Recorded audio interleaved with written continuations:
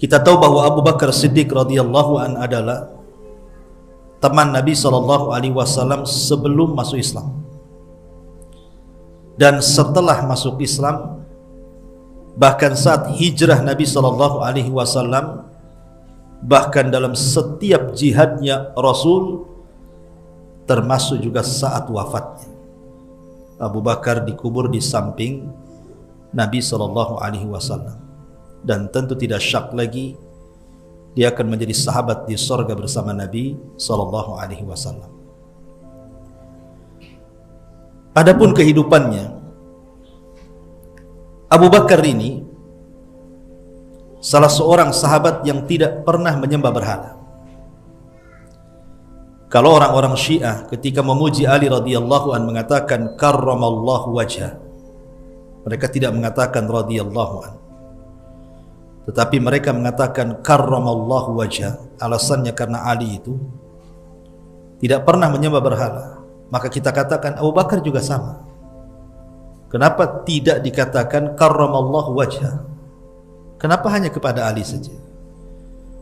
Menunjukkan hulunya mereka, ekstrimnya mereka dalam memuliakan Ali radhiyallahu an sampai ke taraf kemuliaan yang tidak pernah didudukkan oleh Allah dan Rasulnya. Karena ada sebagian orang Syiah itu sampai menuhankan Ali.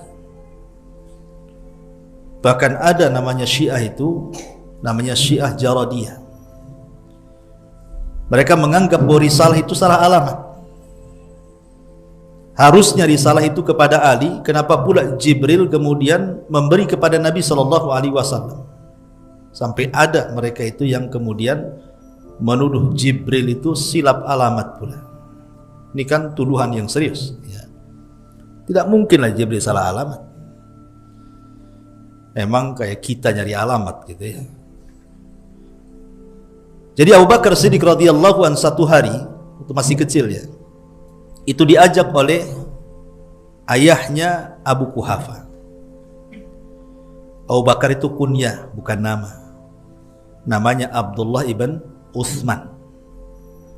Tetapi tidak dikenal nama aslinya, yang dikenal pula kunyahnya Abu Bakar. Seperti saya umpamanya Abu Humairah. Mungkin yang lama-lama tahulah nama asli saya, yang baru-baru tak tahu, tahunya Abu Humairah saja. Lah Abu Bakar itu tidak dikenal namanya. Namanya Abdullah ibn Utsman ibn Quhafa. Begitulah ada orang yang dikenal dengan kunyahnya tapi tidak dikenal namanya, seperti Abu Bakar Siddiq radhiyallahu anhu. Jadi Abu Bakar kecil ini hendak diajari oleh bapaknya Abu Quhafa untuk menjadi penyembah berhala. Dimasukkan ke dalam ruangan yang isi ruangan itu semua berhala. Maksudnya biar Abu Bakar menyembah mereka, meminta sesuatu kepada mereka. Dalam ruangan itu, namanya Abu Bakar ini masih kecil polos. Dia menghadap berhala-berhala itu dan mengatakan di hadapan berhala, inni ja'iun fa'atimuni. Saya lagi lapar, tolong sediakan makan. Saya lagi haus, tolong sediakan minum. Saya butuh baju, tolong belikan baju. Terus meminta macam-macam di hadapan berhala. Namanya berhala, ikhwan. Jangan cerita ngomong, dengar pun tidak, apalagi itu batu. Sampai kiamat pun Abu Bakar minta begitu, nggak akan mungkin berhala-berhala itu memberi permintaan kita. Akhirnya marahlah Abu Bakar ini. Diambilnya tongkat, dipukulilah berhala-berhala itu, karena enggak memberi permintaannya. Ini kasusnya sama dengan Ibrahim alaihi salam. Ketika menghancurkan berhala-berhala itu kan palunya diletakkan di berhala yang paling besar, sengaja tidak dihancurkan. Karena Ibrahim itu sebenarnya bukan hendak menghancurkan patung. Kalau dihancurkan patung besok dibuat lagi, gampang. Tapi Ibrahim itu tujuannya bukan menghancurkan patung, tidak, menghancurkan kesyirikan yang ada di kepalanya si Namrud dan orang-orangnya. Makanya ketika kena tangkap, Nabi Ibrahim ditanya, a anta fa'alta hadza bi alihatina ya Ibrahim? Kau ya yang melakukan menghancur-hancurkan patung ini? Ibrahim mengatakan, tidak. yang menghancurkan itu loh patung yang gede. Bal fa'alahu kabiruhum hadza. Bahkan yang melakukannya tuh patung yang paling besar itu. Fas'aluhu in kanu yantikun. Tanya dia kalau bisa bicara, katanya. Ya orang tahu patung tidak mungkin bicara kan. Ketika mereka kalah hujah, maka mereka membuat atau melawan dengan cara kekuatan. Mereka sepakat untuk membakar Ibrahim alaihi salatu wassalam. Kalimat Ibrahim yang mengatakan fas'aluhu in kanu yantikun. Tanya mereka kalau si patung dan berhala itu bisa bicara. Ini kan sama dengan kasusnya Abu Bakar. Ngajak berhala, ya tidak mungkinlah berhala itu nyautkan itu. Dia diam saja. Makanya dia marah, kemudian diambil tongkat dan dipukuli berhala itu. Sejak itulah Abu Bakar tidak pernah percaya dengan berhala. Itu sejak kecil fitrahnya sudah ada. Lah makanya ketika kemudian Abu Bakar Siddiq radhiyallahu an melakukan safar, Abu Bakar itu kan terkenal menjadi tujarud dzahab. Jadi pekerjaan Abu Bakar itu adalah jual beli emas. Itu yang paling terkenal dari usaha dia. Ya ada usaha-usaha yang lain, tapi itu yang dikenal orang-orang bahwa Abu Bakar tujarud dzahab. Dan kita tahu bahwa pengusaha emas itu menguasai pasar biasanya. Karena barang kecil harga mahal. Lain jual beras. Satu truk pun murah dia kan. Kalau emas segini aja bisa beli beras satu truk kan gitu ya. Kalau jual beras, beli emas dapat segini. Kalau jual emas dapat beras satu truk kan gitu ya. Kalau penjual emas itu dia menguasai pasar. Makanya dikenal Abu Bakar itu orang kaya. Kaya sakaya-kayanya.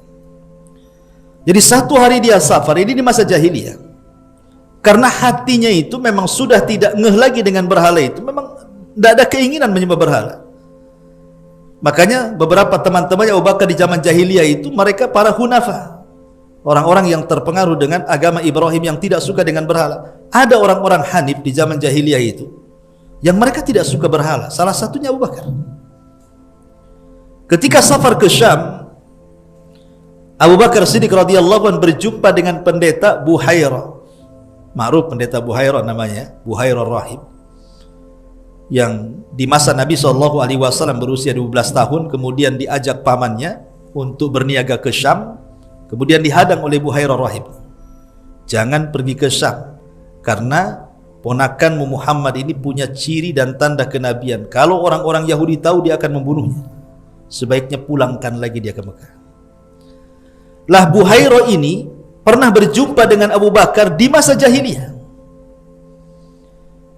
Entah ngomong apa Abu Bakar dengan Buhairah itu, yang intinya bahwa ketika Buhairah Rahib tahu Abu Bakar ini dia orang Mekah dari kabilah Quraisy, kemudian ditanya macam-macam, kata Buhairah, kalau tidak salah pandanganku, maka engkau wahai Abu Bakar, engkau akan mendapati seorang nabi, dan engkau akan menjadi menterinya, dan engkau akan menjadi khalifah setelahnya. Itu ramalan daripada Buhairah. Tapi Abu Bakar tidak menceritakan kepada siapapun kecuali setelah masuk Islam. Karena kan takut fitnah masalahnya kan. Maka ketika betul-betul Allah Subhanahu wa taala takdirkan Nabi SAW diutus menjadi nabi dan rasul. Karena sebelum diutus jadi nabi dan rasul, Rasul dengan Abu Bakar itu sudah menjadi teman dalam berniaga. Jadi Abu Bakar tahu betul bagaimana karakter Rasul, bagaimana akhlaknya, bagaimana kejujurannya, bagaimana amanahnya, bagaimana muamalahnya. Abu Bakar paham betul siapa Nabi. Ketika betul-betul kemudian Nabi SAW diangkat menjadi nabi dan rasul, dan Abu Bakar diajak untuk masuk Islam, tidak ada keraguan sedikit pun dalam Abu Bakar. Langsung dia mengatakan asyhadu an la ilaha illallah wa asyhadu annaka rasulullah. Satu-satunya sahabat yang saat masuk Islam tidak ada keraguan, hanya Abu Bakar. Semua sahabat ragu-ragu, ia ke Nabi ataukah bukan. Jangan-jangan ngaku-ngaku. Termasuk Umar ragu-ragu, bahkan mau bunuh lagi.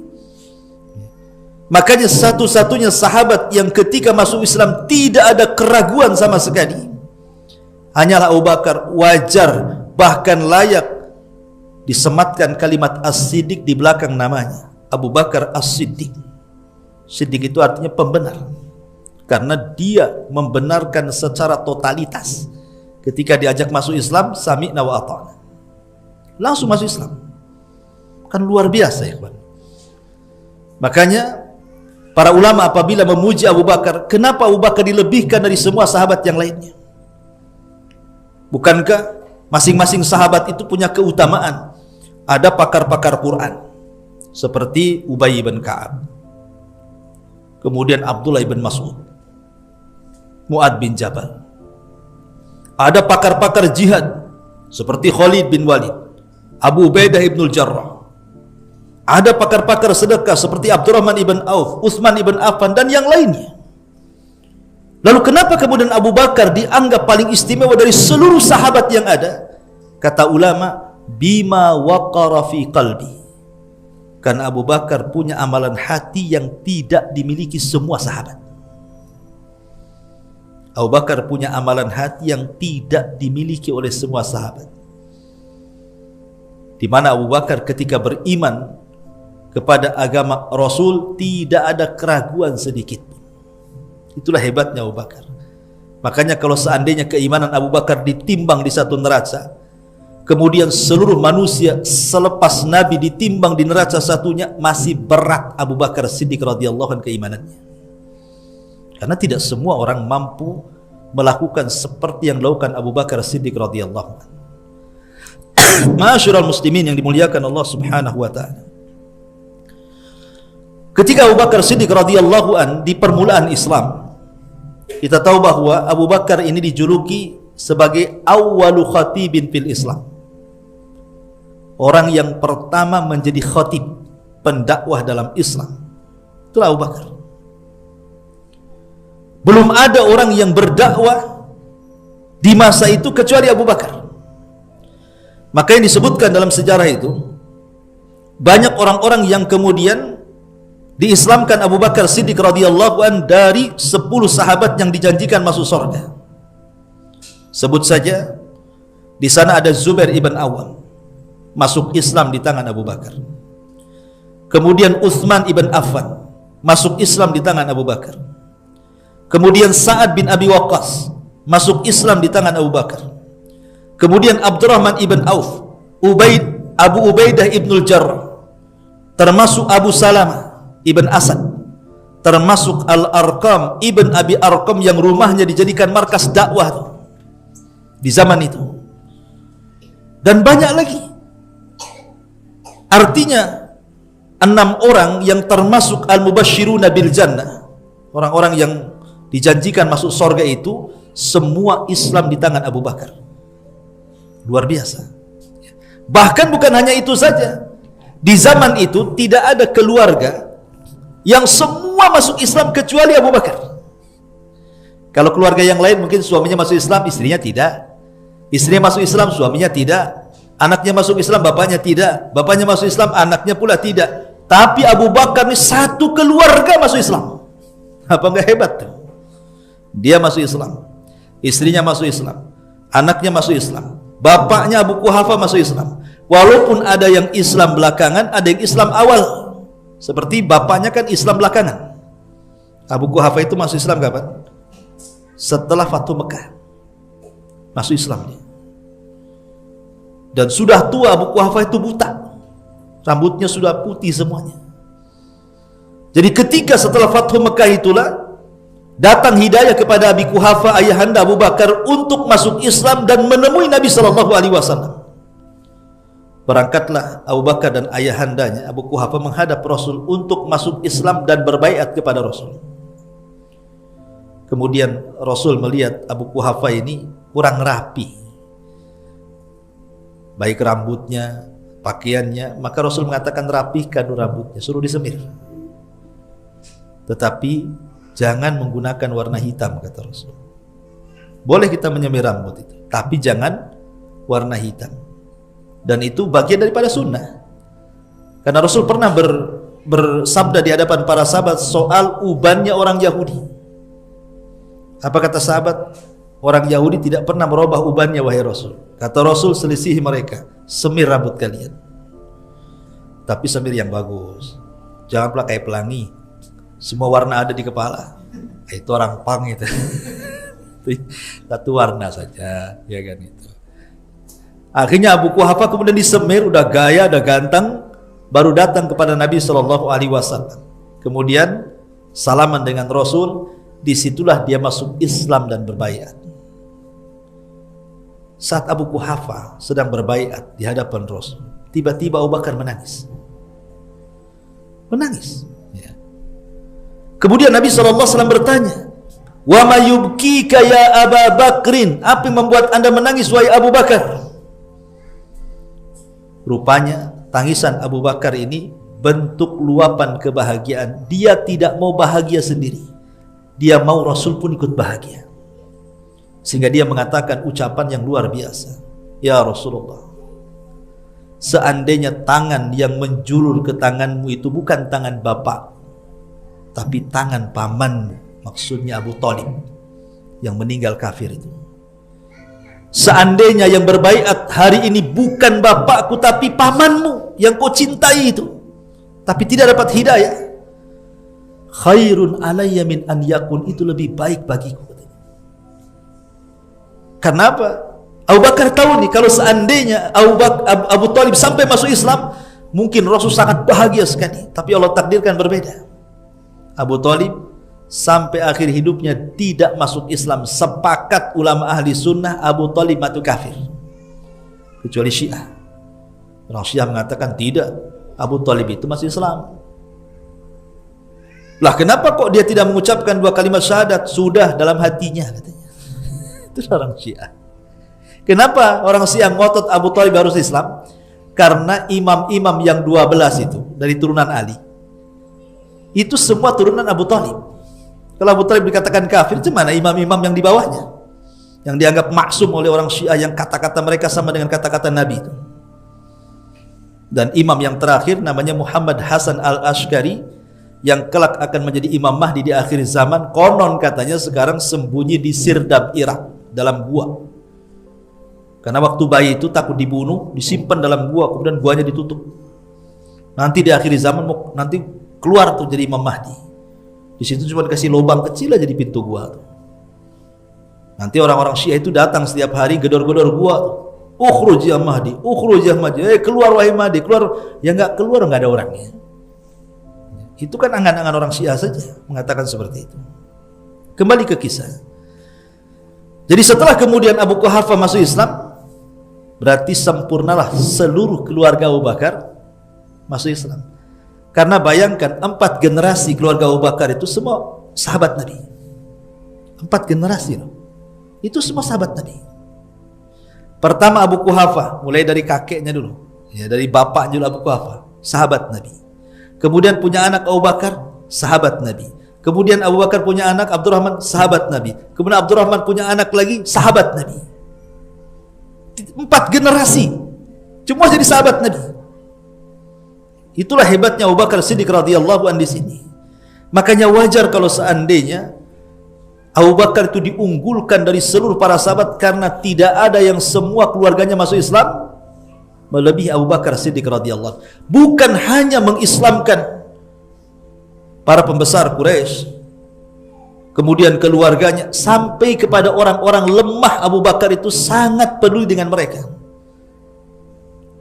Satu hari Abu Bakar lewat, dia melihat Bilal sedang disiksa oleh Umayyah ibn Khalaf tuannya, dengan siksaan yang luar biasa. Kalau antum cerita, Bilal itu sedih sekali. Kadang-kadang Bilal ini disuruh telanjang, kemudian diarak, dikasih tali lehernya, kemudian dibawa oleh anak-anak kecil, diarak keliling Quraisy.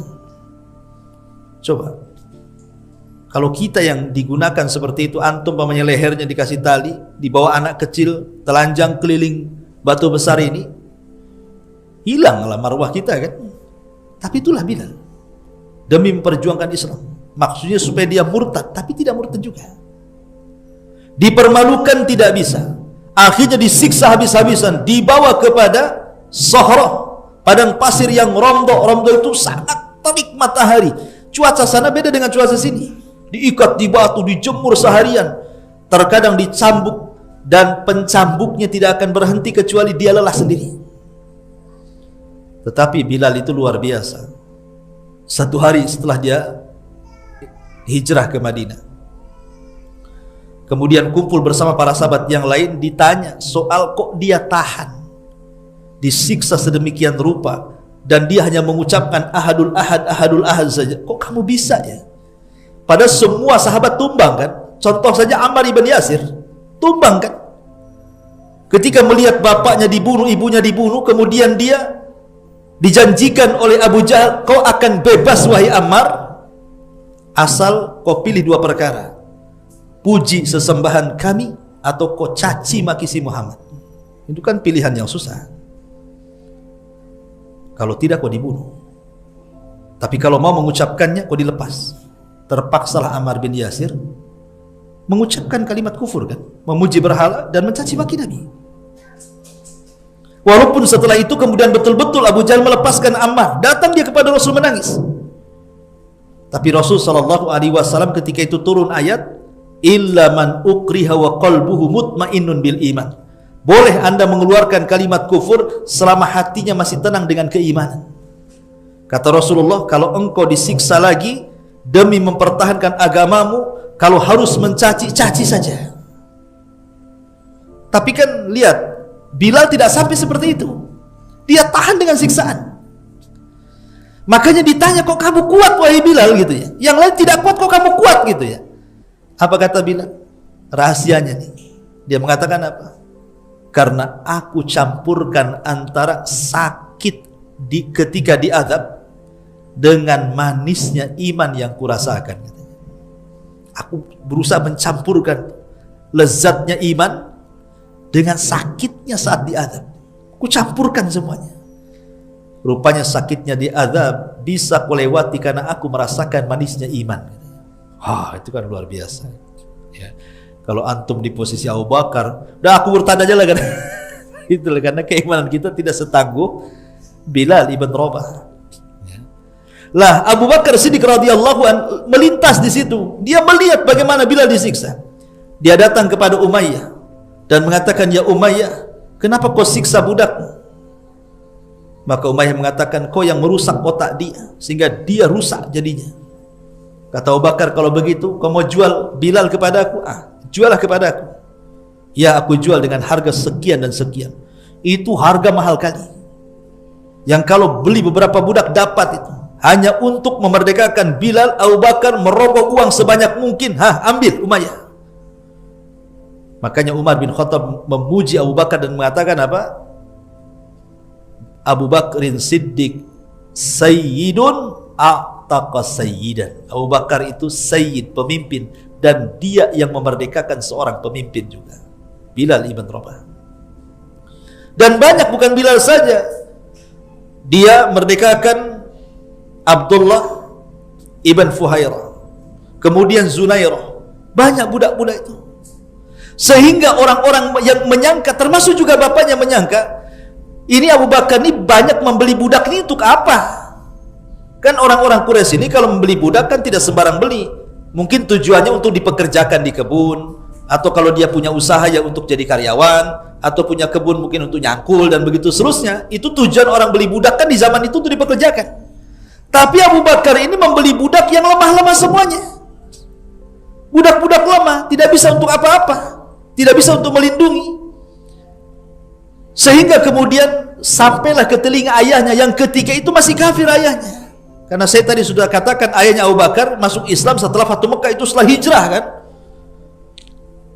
Jadi Abu Quhafa ini ngomong sama anaknya Abu Bakar, kamu ini kalau merekakan budak yang benar, cari yang kuat-kuat supaya bisa bekerja. Yang lemah-lemah pula kau merdekakan. Lihat jawaban Abu Bakar. Dia mengatakan, ya abi a'taqtuhum liwajhillah. Wahai bapakku, aku merdekakan mereka bukan apa-apa. Aku hanya mencari wajah Allah Subhanahu wa taala. Dari sini turun ayat fa amman fasayujannabuhal atqa alladhi yu'ti malahu yatazakka wa ma li ahadin indahu min ni'matin tujza illa ibtigha'a wajhi rabbihil a'la fala sawfa yarda wala sawfa yarda. Turun ayat ini, wa sayujannabuhal atqa, dan neraka akan dijauhkan dari orang yang bertakwa. Siapa yang bertakwa di sini? Abu Bakar. Kenapa? Alladzi yu'ti malahu yatazakka, karena dia sudah menghabiskan hartanya dalam rangka membersihkan jiwanya, dan dia tidak minta balasan kepada Allah kecuali hanya minta keridhaannya saja. Wala saufa yarda, dan Allah pasti akan memberikannya. Turun ayat ini, ya. Lihat bagaimana Allah subhanahu wa ta'ala memuji Abu Bakar dengan pujian yang luar biasa, sampai Allah turunkan ayat. Lah ketika Abu Bakar Siddiq radhiyallahu anhu kemudian satu hari dia melihat Nabi SAW sedang dikeroyok. Nabi ini sedang berdakwah di pasar, tiba-tiba dikeroyok sama orang-orang pasar itu. Datang Abu Bakar melerai dan mengatakan, ataqtulu rajulan yaqulu rabbi Allah. Kenapa kalian ini kau hendak membunuh orang yang hanya mengucapkan kalimat Rabb kami Allah? Apa salah kalimat itu? Maksudnya Nabi SAW, kalian hendak membunuh orang yang mengucapkan Rabb kami Allah? Apa salah dengan dia hanya mengucapkan kalimat itu? Kalian keroyok dia, katanya. Oh, ketika Abu Bakar membela Rasul, ini orang yang tadi mengeroyok Nabi balik mengeroyok Abu Bakar. Habis Abu Bakar dipukuli, bahkan sampai mau mendekati ajalnya. Kalau bukan karena sukunya datang dari kabilah Taim membantunya dan menolongnya, tentu Abu Bakar sudah mati itu. Datang kabilah Taim menolong Abu Bakar, karena di zaman itu kan kesukuan luar biasa, tanpa peduli walaupun beda akidah, beda keyakinan, kalau satu suku itu jiwa korosanya kuat orang-orang itu, orang jahiliyah itu. Makanya walaupun Abu Bakar Muslim, sukunya enggak, tetap aja ini dari suku saya nih, harus dibantu tuh. Sampai kemudian Bani Taim kemudian mengancam kepada Utbah yang ketika itu ikut memukulinya, kalau Abu Bakar sampai mati, perang kita dengan kalian, katanya. Akhirnya kemudian Abu Bakar pun diselamatkan, dibawa pulang, diobati, sampai akhirnya dia siuman. Ketika dia tersadar dari pingsannya, yang pertama kali dia tanyakan, kaifa halun Nabi, macam mana kondisi Nabi? Karena kan ketika itu dia melerai Nabi kan. Jadi pertama dia bangun, itu pula yang ditanyakan. Padahal tabib, dokter yang datangkan ibundanya itu, Ummu Ruman itu, disuruh minum obat tak mau, disuruh makan tak mau, disuruh minum tak mau. Dia hanya ingin bagaimana kondisi Nabi, saya ingin melihatnya. Luar biasa kecintaan Abu Bakar nih. Sampai akhirnya kemudian betul-betul Abu Bakar dipapah sampai menemui Nabi SAW dengan ibundanya dan seorang budak yang sudah masuk Islam tapi disembunyikan keislamannya. Setelah melihat Rasul SAW, barulah Abu Bakar senang. Disitulah dia baru mau minum, mau makan, minum obat gitu kan. Sampai seperti itu dalamnya kecintaan Abu Bakar. Kemudian Abu Bakar mengatakan, ya Rasul, ini ibuku, kenalkan ini ibuku. Kemudian Abu Bakar mengatakan, ya ibu, bersahadatlah ini Rasulullah. Akhirnya ibundanya masuk Islam, ya. Itulah luar biasa Abu Bakar. Ma'asyiral muslimin wal muslimat rahimani wa rahimakumullah. Kemudian juga di antara kisah Abu Bakar Siddiq radhiyallahu anhu saat di Mekah, selain juga dia seorang awal khatib dalam Islam sehingga banyak masuk Islam di tangannya. Satu hari Abu Bakar itu sudah tidak tahan, karena bagaimanapun tantangan dakwah di tengah-tengah kafir Quraisy ini luar biasa dahsyatnya. Ditekan, dijelek-jelekan, diintimidasi, macam-macam lah. Akhirnya Abu Bakar tak tahan untuk tinggal di Mekah ini. Dia bawa semua hartanya, dia naik unta, dia ingin hijrah. Betul-betul dia lakukan. Dia beli unta, semua hartanya ditaruh di atas unta, berangkat dia dari Mekah, entah mau pergi kemana. Tapi kemudian di tengah jalan berjumpa dengan orang namanya Ibnu Diginah. Ibn Diginah ini orang musyrik tapi baik orangnya. Ibn Diginah ini, kata Ibn Diginah, hai Abu Bakar, ila aina takhruj, mau pergi kemana kamu? Ngapain kau tinggalkan Mekah? Kata Abu Bakar, ya Ibn Diginah, saya sudah tidak tahan. Saya harus mencari tempat yang aku bisa beribadah kepada Allah Subhanahu wa taala dan tidak ada yang mengganggu, katanya.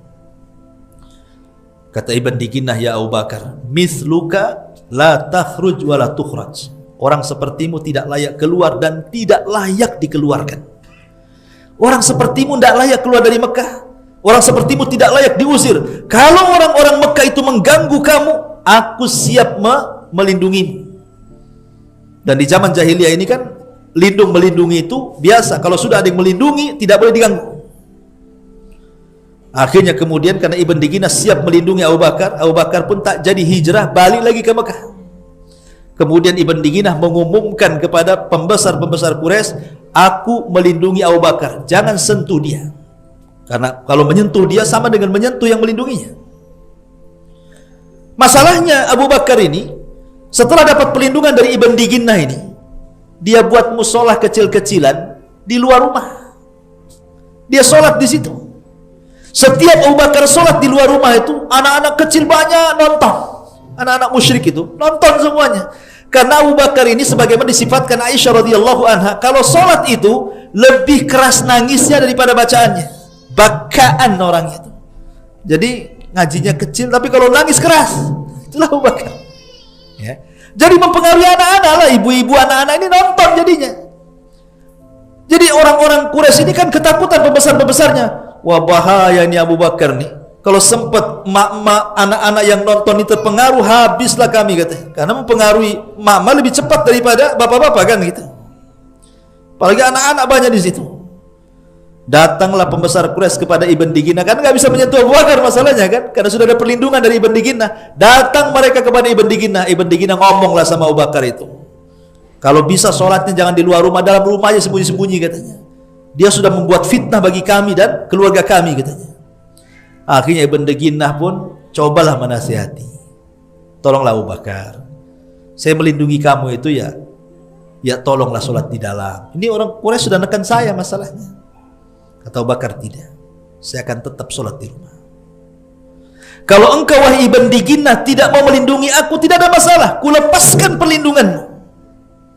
Kata Ibn Diginah, kalau seandainya perlindunganku dilepas, engkau akan berlindung kepada siapa wahai Abu Bakar? Maka Abu Bakar mengatakan, bijiwarillah, aku hanya berlindung kepada Allah, bukan kepadamu. Ma'asyiral muslimin yang dimuliakan Allah Azza wa Jalla, semakin kuat kan gangguan orang-orang Quraisy ini. Sampai-sampai Nabi SAW mengizinkan beberapa para sahabat untuk hijrah ke Habasyah. Kata Rasul, kalau kalian ingin hijrah ke Habasyah sana. Di sana ada Malikun Adil, raja yang sangat adil, namanya Najasyi. Nama aslinya Ashama ibn Afjur. Pergi kau ke sana, itu raja nggak pernah mendolimi rakyatnya. Makanya sebagian para sahabat hijrah ke Habasyah. Tapi setiap Abu Bakar Siddiq mau hijrah ditahan sama Nabi. La ta'jal, Abu Bakar jangan tergesa-gesa. Untuk kamu jangan tergesa-gesa, biar yang lain gak apa-apa. Rupanya ada tujuan. Kenapa Rasul selalu menahan Abu Bakar hijrah? Karena ada tujuan. Sebab nanti ketika terjadi hijrah besar dari Mekah ke Madinah, Rasul menghendaki Abu Bakar menjadi temannya. Makanya dihalang-halangi. Jangan, kamu tetap di Mekah sampai pada waktunya. Nabi SAW mengumumkan akan hijrah kepada Abu Bakar. Siang-siang bolong, itu orang Arab jarang keluar siang-siang, ya kawan. Karena siang-siang itu panas. Sama lah kita juga kalau habis duhur kan malas kecuali kerja. Kalau nggak kerja keluar duhur tuh kelayapan, panas kan gitu ya. Lah orang Arab kan begitu juga, kalau siang nggak pernah keluar mereka, kecuali ada hajat yang mendesak. Lah Rasul keluar duhur-duhur itu menemui Abu Bakar. Kemudian mengatakan di rumah Abu Bakar, ya Abu Bakrin, innallaha qad adzina li bil hijrah. Abu Bakar, Allah sudah izinkan aku hijrah nih. Kata Abu Bakar, as-suhbatu ya Rasul. Saya jadi teman wahai Rasul. Saya jadi teman wahai Rasul. Kata Nabi SAW, ya as-suhbatu ya Abu Bakar. Iya, kau akan jadi temanku, katanya. Ketika Abu Bakar mendapatkan berita dia boleh menjadi teman Rasul, tiba-tiba menangis. Aisyah yang masih kecil Nonton ayahnya menangis, dia mengatakan, demi Allah aku tidak pernah melihat orang yang paling bahagia tapi juga bisa meneteskan air mata kecuali setelah aku melihat Abu Bakar menjadi teman hijrah Nabi SAW. Saking bahagianya sampai meneteskan air mata. Subhanallah. Tidak sampai di sini saja, Abu Bakar menyiapkan semua keperluan hijrah Nabi. Dia sediakan anak-anaknya, disiapkan tuh anak-anaknya, mulai dari Asma ditugaskan oleh Abu Bakar untuk mengantar makanan. Kemudian anaknya Abdullah tugaskan untuk menjadi informan. Pokoknya informasi dari orang-orang Quraisy ini dialah yang kemudian menampung dan dilaporkan kepada Abu Bakar. Kemudian juga dia tugaskan budaknya yang sudah dimerdekakan, yang menjadi walinya, namanya Abdullah ibn Fuhairah. Abdullah ibn Fuhairah. Abdullah ibn Fuhairah ini tugasnya untuk membawa kambing banyak-banyak. Jadi kalau Nabi SAW ini berjalan dengan Abu Bakar ini saat hijrah, namanya padang pasir kan ada bekas kaki. Kalau ini sampai ketahuan bekas kaki, berarti tahu Rasul kemana kan? Jadi dia mau kambing banyak-banyak untuk menghapus bekas kaki itu. Jadi kalau Rasul jalan ada bekasnya, kambingnya sudah jalan di situ. Jadi kan jadi kaki kambing semua. Oh, nggak ada nih, nggak ada kaki Abu Bakar, ini kaki kambing semua. Jadi tugasnya itu bawa kambing banyak-banyak di belakang supaya menghapus jejak tuh. Ini kan kecerdasan namanya, cerdas di zaman Abu Bakar, cerdas, dia persiapkan segalanya tuh. Tapi lihat semua dari keluarga Abu Bakar. Makanya Asma itu disebut apa? Zatu nitaqaini, pemilik dua kendil, karena dia bawa makanan dua di sini. Ya, malam-malam lagi hamil lagi tuh Asma tuh, ngantar makan dari rumah ke Gua Sur, lo bayangkan. Kalau sampai ketahuan bisa keguguran tuh. Seperti kasusnya Zainab itu kan, putri Nabi, ketika diantar oleh Abul As ibn Rabi, ketika itu masih kafir, dari Mekah ke Madinah kan Zainab lagi hamil tuh. Ketahuan karena siang-siang ketahuan sama tentaranya si Abu Jahal, dihadang, ketakutan Zainab, ketakutannya sampai keguguran. Sebab itulah Zainab sakit kemudian meninggal, putri Nabi SAW. Jadi lihat bagaimana Asma itu lagi hamil pun dia luar biasa. Lah ketika kemudian Nabi SAW sudah diizinkan oleh Allah untuk hijrah, dia minta Abu Bakar untuk menjadi teman hijrahnya. Berangkatlah dua manusia mulia ini dari Mekah menuju Madinah. Tapi tidak langsung ke Madinah, sembunyi dulu di Mekah selama 3 hari di Gua Sur. Pertanyaannya, kenapa Nabi SAW hijrah capek-capek? Kenapa tidak naik buruk saja ya? Sama lah ketika peristiwa Isra Mi'raj itu kan naik buruk tuh, sebentar aja ke Palestina, sudah sampai tuh. Coba kalau hijrahnya Rasul naik buruk tuh, senang tuh, stres orang musyrik tuh, sekejap mata udah sampai Madinah. Kenapa tidak seperti itu saja naik buruk? Kata para ulama, Nabi ingin mengajarkan kepada kita akhdhu bil asbab, mengambil sebab. Tawakal saja tidak cukup, tapi harus ada akhdhu bil asbab, mencari sebab. Kita ini sudah tawakal kepada Allah, tapi kalau tidak mencari sebab, percuma tawakalnya. Sama dengan orang berdoa. Kalau doa saja, ya Allah minta uang, tapi nggak kerja, ya nggak dapat uang lah. Nggak dapat uang. Kalau di masjid aja antum 24 jam, ya Allah kayakan saya, nggak pernah kaya antum. Karena tak kerja masalahnya. Lah kerja itulah namanya akhdhu bil asbab, mencari sebab. Lah Rasul ingin mengajarkan seperti itu, dan ini hijrah paling bahaya ikhwan. Para nabi hijrah, seperti Nabi Lut hijrah, Nabi Ibrahim hijrah dari Irak ke Palestina, Nabi Musa hijrah dari Mesir ke Madian. Kemudian Nabi Soleh hijrah juga, Nabi Yunus hijrah juga, sampai akhirnya dimakan ikan.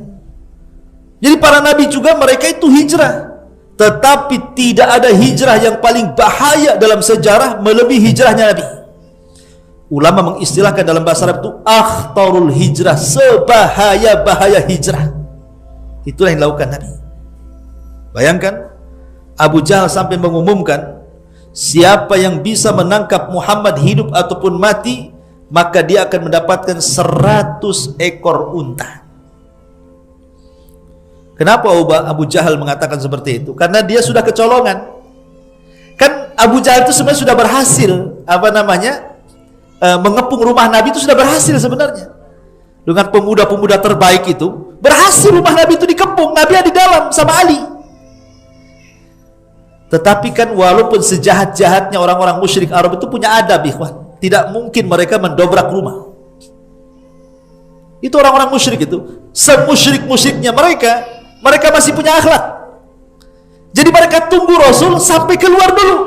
Baru kalau sudah keluar, mereka siap dengan panah, tombak dan pedang mereka tuh.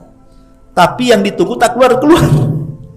Jadi Abu Jahal hanya sesumbar aja di luar rumah itu, menjelek-jelekan Rasul, maksudnya ngompori supaya Rasul keluar. Kayak antum dalam rumah lah, anak kompori dan luar kan, anak caci maki antum supaya antum emosi keluar kan itu. Jadi Abu Jahal yang ngomong di luar rumah tuh. Rasul dengar. Tapi Rasul sallallahu alaihi wasallam tidak terpancing dengan ucapan itu. Lah ketika itulah turun surah Yasin. Waja'alnahu min baini aydihim saddan wa min khalfihim saddan fa aghshaynahum fahum la yubsirun. Antum enggak pernah Yasinan sih, makanya enggak hafal. Kan gitu. Ya. Jadi turun surah Yasin itu, dari Yasin wal Qur'anil sampai kepada waja'alna min baini aydihim wa min khalfihim saddan. Lah ayat ini ada yang mengatakan kalau dulu kita kecil-kecil, ya, dengar ceritanya Nabi ambil pasir kan itu ya, kemudian membaca surah Yasin, kemudian diterbangkan ke atas, kemudian ditiup angin, kemudian debunya itu akhirnya tidak ada satupun debu kecuali masuk ke mata-mata yang mengepung rumah Nabi, kemudian kantuk tidur. Itu cerita kita kecil-kecil kan gitu ya. Ya. Sebenarnya tidak ada sanadnya cerita ini. Yang betul adalah Rasul tidak mengambil pasir, cuman Rasul hanya membacakan ayat itu saja. Ayat yang turun surah Yasin awal-awal itu Rasul baca sampai kepada waja'alna tadi. Tiba-tiba Allah mengirim angin yang sangat dingin. Angin itulah yang kemudian membuat orang ngantuk, kemudian tidur semuanya orang itu. Ya. Mereka sudah kelamaan ngepung Nabi, sudah capek kan, nggak keluar-keluar. Akhirnya datang angin, tidur mereka. Saat tidur itulah Rasul mengatakan kepada Ali, kau tidur di tempat aku tidur. Kau tidur di tempat aku tidur. Maka Rasul keluar langsung ke rumah Abu Bakar Siddiq radhiyallahu anhu. Lah pasukan yang belum sampai itu dari kabilah lain datang, mereka setelah Rasul keluar datang pasukan yang telat-telat datang itu membangunkan. Kok kalian bangun ngapain kalian di sini katanya. Nanti Muhammad kabur katanya. Mereka bangun semua, termasuk Abu Jahal juga bangun. Enggak, kami tadi di sini enggak ada yang keluar dari rumah katanya. Ditengok rumahnya, tak ada, masih tidur. Dia nggak tahu itu Ali. Nah ada orang yang masih tidur itu katanya. Masih jaga-jaga, sengaja sampai pagi mereka jaga. Ketika sudah pagi kok nggak keluar-keluar, ini curiga. Terpaksalah kemudian mereka membongkar rumah. Rupanya tidak didapati kecuali Ali radhiyallahu anhu. Langsung ditempeleng sama Abu Bakar. Di mana katanya. Kata Ali, saya nggak tahu, aku tidur semalam katanya. Pura-pura bego kan. Disitulah kemudian Abu Jahal langsung berdiri di hadapan orang-orang musyrik dan mengatakan, kejar Muhammad, siapa yang dapat dia hidup atau mati, ku berikan upah 100 ekor unta. Ikhwan, 1 ekor unta ini itu harganya, yang harga sedang ya, yang tipe B bukan tipe C, itu sekitar 100 jutaan, 90-100 juta lah. Kalau tipe A di atas itu. Artinya kalau seandainya unta yang diberikan Abu Jahal itu tipe A atau tipe A1, itu bisa 150 sampai 200 juta tuh harganya tuh. Berarti satu unta bisa beli mobil Avanza. Berarti kalau 100 ekor unta, 100 Avanza, buka dealeran tuh. Aku pikir 100 ekor unta. Semangatlah orang-orang tuh. 100 ekor unta masalahnya. Dan unta di zaman itu adalah simbol kekayaan. Karena semua pakai unta, mahar pakai unta, safar pakai unta, bahkan kebanggaan kekayaan pun sampai unta. Sampai Rasul mengatakan kepada Ali, ya Ali, la an yahdiyakallahu rajulan wahidan bika khairun laka min humrin na'am, kata Rasul. Hei Ali, kalau engkau bisa memberikan hidayah kepada satu orang lantaran lisanmu, lebih baik daripada unta merah, katanya. Jadi unta itu simbol kekayaan di zaman itu. Dengar 100 ekor unta, wah semua semangat lah. Langsung disebar pasukan itu. Tapi Allah takdirkan tidak ada yang bisa menangkap Nabi. Tidak ada yang bisa menangkap Nabi. Saat berjalan hijrah ini, Abu Bakar kadang di depan, kadang di belakang, kadang di samping kiri, samping kanan. Kata Rasul, ngapain kamu? Tapi Abu Bakar mengatakan, ya Rasulullah, kalau ada musuh dari samping, aku dulu yang menghadangnya. Kalau ada musuh dari belakang, begitu juga. Kalau musuh dari depan, begitu juga. Sampai seperti itu. Sampai ketika hendak masuk ke gua, kata Abu Bakar, tunggu, aku cek dulu gua itu. Nanti kan takut ada kelajengking, takut ada ular kan. Setelah betul-betul dibersihkan, baru silahkan Rasul masuk. Dalam gua itu ada peristiwa yang luar biasa. Jadi Abu Bakar itu lupa, mungkin ada beberapa lubang itu lupa disumpal dia, entah dengan dedaunan atau dengan apa, pokoknya ada beberapa lubang itu lupa dia tutup. Sehingga ketika Nabi SAW kemudian tertidur dan kepalanya di paha Abu Bakar, nampaklah ada beberapa lubang itu, takut ada ular, ada kalajengking, akhirnya disumpal dengan kedua tangannya dan kedua kakinya. Allah takdirkan adalah salah satu lubang itu ada kalajengking, atau dalam riwayat itu ada ular menggigit Abu Bakar, sementara kepala Rasul ada di pahanya. Sempat Abu Bakar menjerit ataupun kesakitan, bisa saja akan membangunkan Rasul, dan itu bagi Abu Bakar pantang, tidak mau menyakiti Rasul yang sedang tidur. Sehingga dia hanya diam menahan sakit sampai akhirnya mencucurkan air mata, neteslah air mata ke pipi Nabi, Nabi terperanjatlah. Tapi Rasul tahu ini Abu Bakar ini tersengat. Kemudian kata Rasul, mana bagian tubuhmu yang sakit itu? Setelah dikasih tahu, diludahi sama Nabi, sembuh. Itulah ludahnya Nabi. Nggak tahu ludahnya antum. Semua tuh makin diamputasi pula. Intinya bahwa itu luar biasa Abu Bakar. Lah sebenarnya dalam riwayat itu adapun tentang sarang laba-laba, itu kan kisah-kisah kita masih kecil, itu riwayatnya dhaif, lemah. Ya, kan ada sarang laba-laba, orang mau, oh nggak ada. Kalau ada orangnya mesti nggak ada laba-laba lah kan di sini. Ada riwayat seperti itu, tapi dilemahkan para ulama. Intinya bahwa Abu Bakar dan Rasul itu berada dalam gua itu sampai akhirnya setelah 3 hari, tiap hari Asma mengantar makanan, tiap hari Abdullah ibn Abu Bakar menghantar berita-berita dan begitu seterusnya. Setelah 3 hari barulah Rasul meninggalkan Gua Thur bersama Abu Bakar. Masalahnya di tengah jalan, lewat di satu kabilah. Kabilahnya Suraqah ibn Malik. Namanya orang safar kan, Abu Bakar bawa uang, mau ke pasar lah, entah beli-beli perjalanan kan, bekal perjalanan. Jadi Suraqah ibn Malik ini sedang duduk-duduk dengan kabilahnya. Nampak Abu Bakar dan Rasulullah dan juga Abdullah ibn Fuhair. Jadi 3 orang tuh, dengan Abdullah ibn Uraikid. Jadi yang hijrah itu 4 orang, Ikhwan. Rasul, Abu Bakar, kemudian Abdullah ibn Fuhair yang bawa kambing itu hilangin jejak gitu ya. Kemudian Abdullah ibn Uraikid ini petunjuk jalan, dia orang musyrik tapi baik. Dia orang Yahudi, ya. Tapi dia baik, mau menunjuki jalan Mekah ke Madinah, dan Abu Bakar membayar mahal Abdullah ibn Uraikid ini. Jadi saat sampai di kabilah Suraqah ibn Malik ini, Suraqah ibn Malik ini dengan kawan-kawannya ngomonglah bisik-bisik, jangan-jangan itu orangnya ya yang disayembarakan si Abu Jahal itu. Kalau kita tangkap kita dapat 100 ekor unta tuh. Suraqah ibn Malik ini pura-pura bego, tak tahu. Ngomong sama orang-orang, bukan orang itu. Sebenarnya Suraqah ibn Malik tahu bahwa itu memang yang dikehendaki si Abu Jahal. Maksudnya gini, Suraqah ibn Malik itu, kalau seandainya dia tangkap Rasul rame-rame, ya 100 ekor unta bisa dibagi-bagi lah. Dapat berapa ekor unta saya nanti kan? Maunya dia ditangkap sendiri gitu, maksudnya Suraqah ibn Malik itu. Jadi dia ngomong sama kawan-kawan, bukan kalian salah orang itu, bukan itu. Dipegang-pegang sama Suraqah ibn Malik itu. Jadi kabilahnya itu ya diam-diam saja, oh bukan itu, ya sudahlah. Ketika Rasul sudah keluar dari pasar, sudah beli perbekalannya, pergi, Baru Suraqah ibn Malik pulang bawa kuda, bawa pedang, bawa macam-macam, mau ditangkap sendiri dia supaya dapat 100 ekor unta kan. Kalau rame-rame nanti bagi-bagi. Ya. Jadi setelah jauh Suraqah memacu kuda, dan Suraqah ini terkenal apa? Faris, seorang penunggang kuda terhebat. Suraqah ini dikenal karena di antara olahraganya orang-orang jahiliyah ketika itu selain gulat tuh pacuan kuda.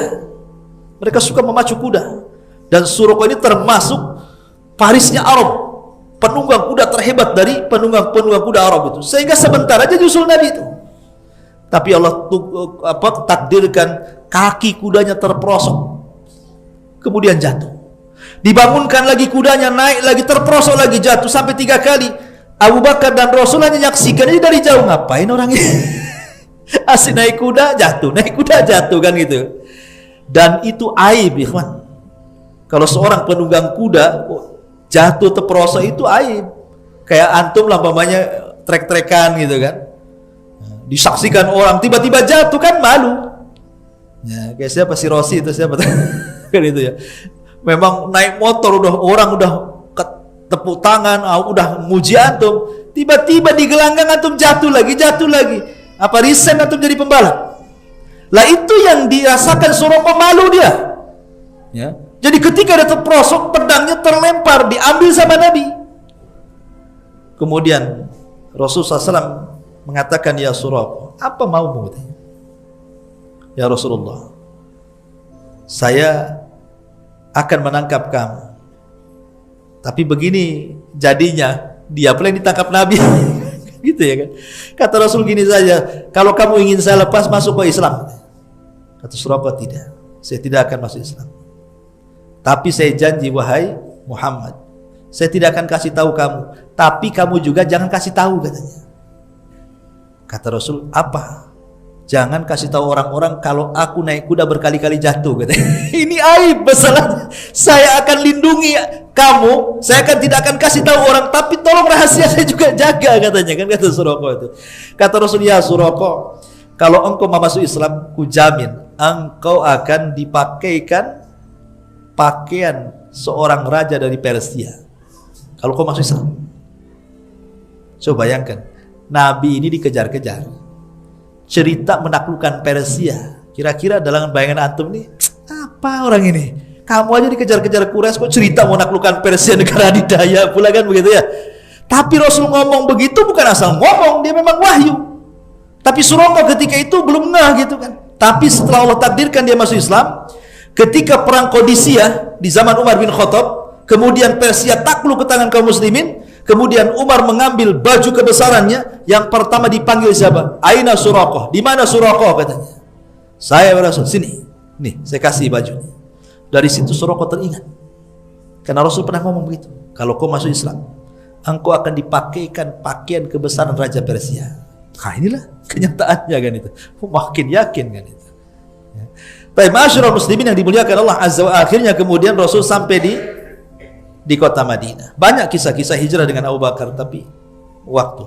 Kemudian setelah sampai di kota Madinah, maka Abu Bakar Siddiq radhiyallahu terus menemani Rasul sampai dalam setiap jihadnya.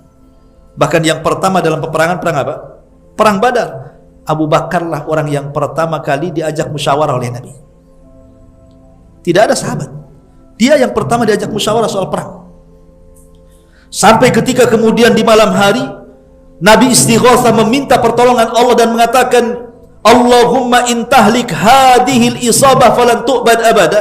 Ya Rabb, kalau kau hancurkan kelompok yang sedikit ini di perang Badar, habislah, kau enggak akan ada yang menyembah lagi, katanya. Saking khusyuknya Rasul, serbannya jatuh.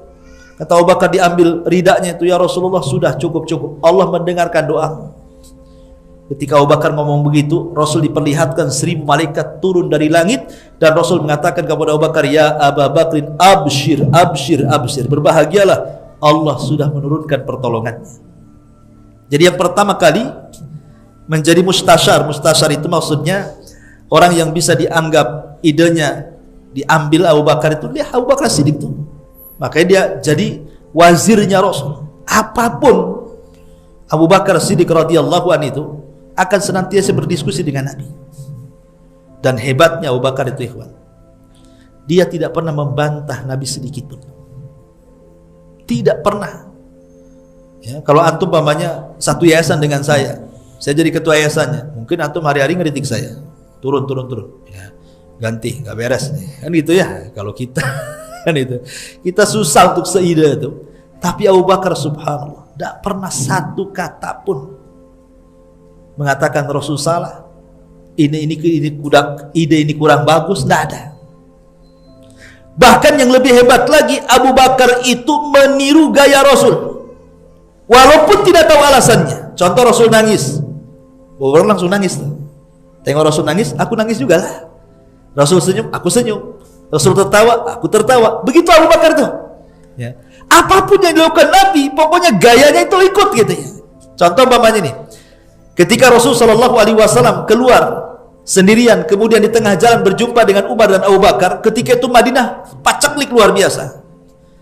Kemudian berjumpa, kata Rasul, kenapa kalian berdua keluar? Kata Abu Bakar, lapar wahai Rasul. Kemudian disingkap. Zaman dulu kan baju bukan kayak kita. Zaman dulu tuh kayak kain ihram bajunya. Tentu kain ihram kan, cuma dilipat, bulat, itulah bajunya orang-orang dulu.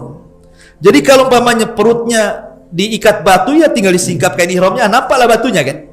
Itu cara orang dulu itu nahan lapar, ambil batu taruh di perut diikat. Nah, ya, kalau antum gitu juga lah. Kalau antum lapar, ambil batu letak di depan perut, ikat. Nah, itu cara nahan lapar. Tapi antum nggak mau melakukan. Pasti kalau antum lapar ya ke warung bakso lah, kan itu. Pengen pulang ngikat-ngikat batu, ya kan.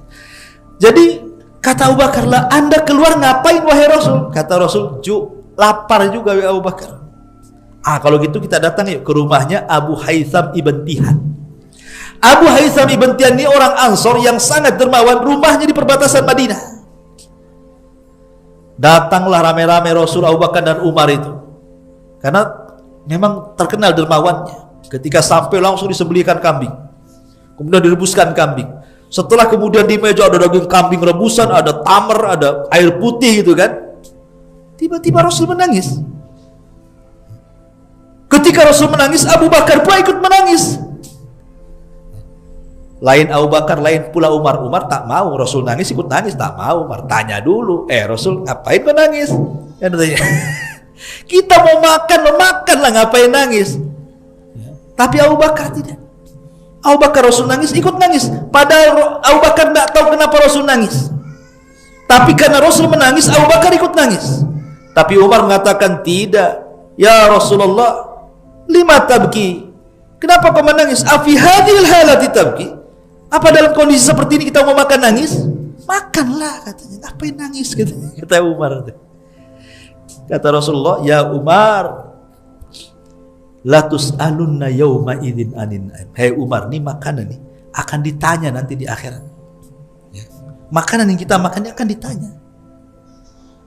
Jadi makanan yang antum makan itu akan ditanya. Karena ketika antum, kalau orang paham dengan makanan ikhwan, pamannya antum apalah COD apa gitu ya, anggap saja karedok ya. Ataupun apa, pecel atau rawon atau gulai atau lele penyet, macam-macam lah, terserah kan.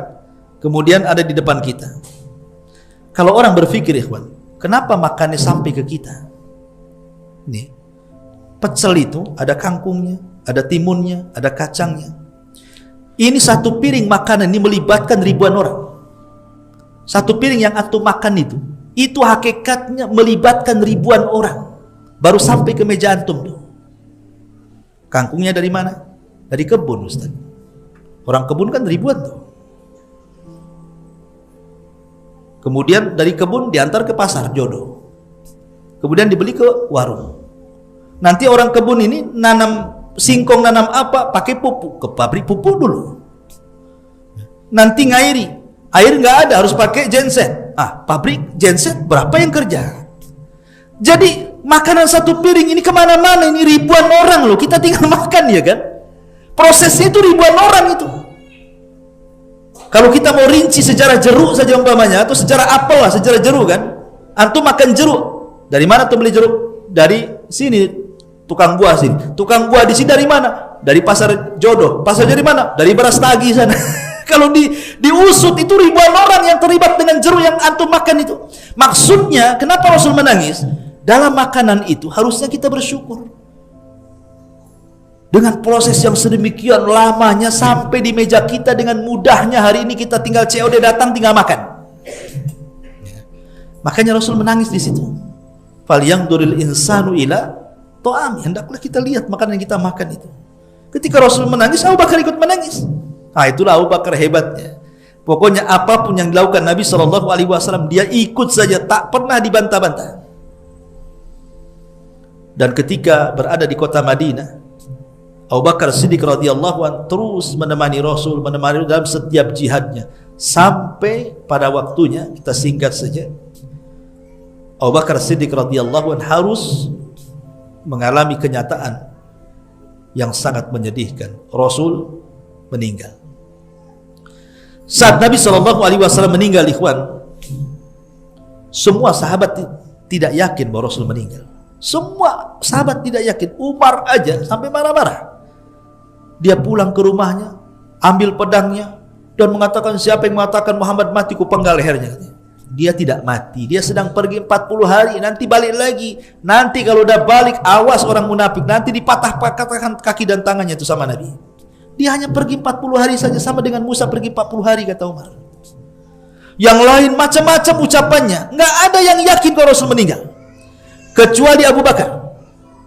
Abu Bakar Siddiq radhiyallahu anhu yang sangat tenang menghadapi kondisi itu.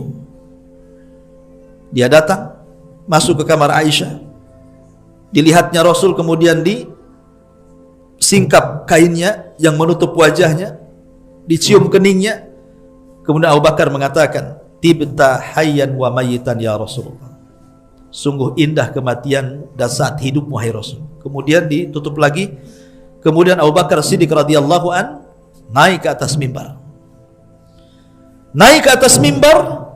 Kemudian Abu Bakar Siddiq radhiyallahu an langsung berceramah di situ dan mengatakan, "Man kana minkum ya'budu Muhammadan fa inna Muhammadan qad mat.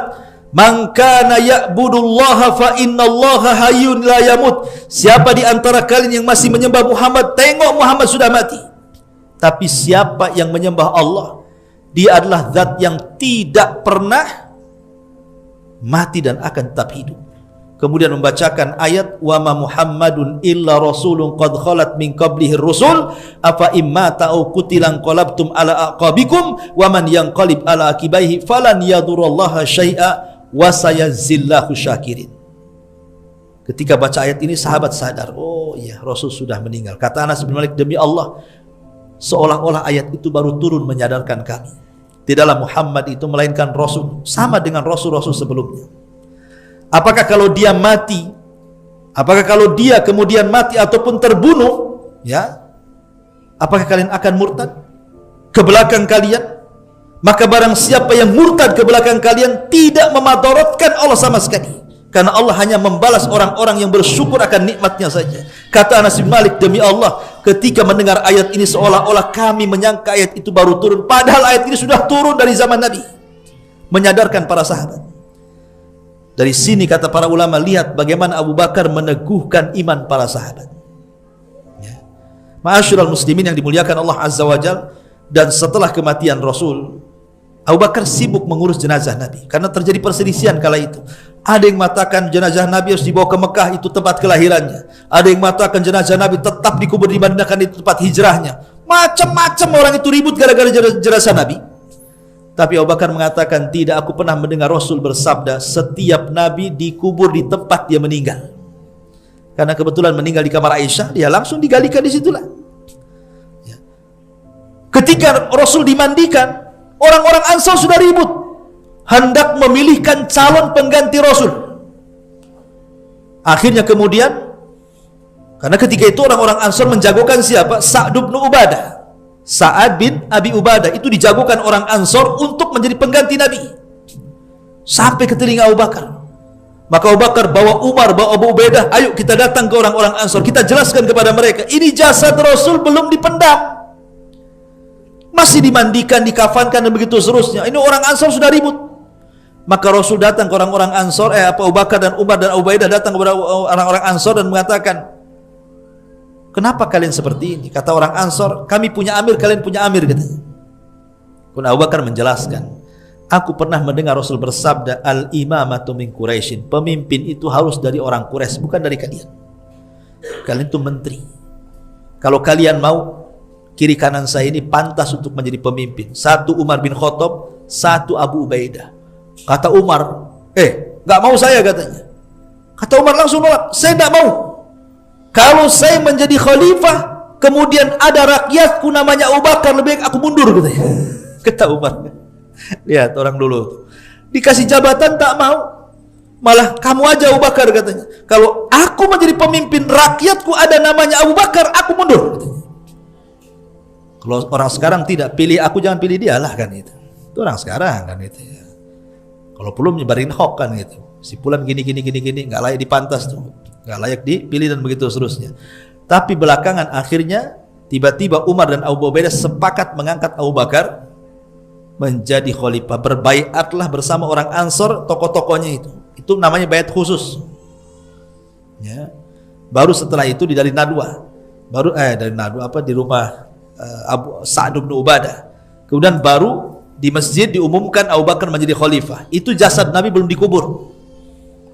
Karena Rasul itu meninggal hari Senin, dikuburnya hari Rabu. Berarti 3 hari jasad Rasul tidak dikubur. Tapi ingat, jasadnya para nabi tidak mungkin dimakan tanah kan. Ya tetap seperti itu utuh. Tidak bau, tidak apa gitu. Lain dengan jasad kita, sehari aja nggak dikubur bau kan itu. Maka setelah kemudian khalifah resmi kepada Abu Bakar Siddiq radhiyallahu an, barulah kemudian jenazah Nabi baru diurus, dikuburkan, dan kaum muslimin menjadi satu di bawah bendera Abu Bakar Siddiq radhiyallahu an. Ini kisah Abu Bakar ini kalau kita mau bentangkan secara rinci ya, tentu membutuhkan waktu lama ya, karena juga waktu yang sangat singkat. Saya hanya menjelaskan ya bagian kecil saja dari kisah Abu Bakar ini, lompat-lompat gitu bahasanya ya, karena waktunya juga. Tapi secara global ya, kisah yang sudah saya kisahkan tadi banyak syarat pelajaran untuk kita petik dari sosok Abu Bakar Siddiq radhiyallahu anhu.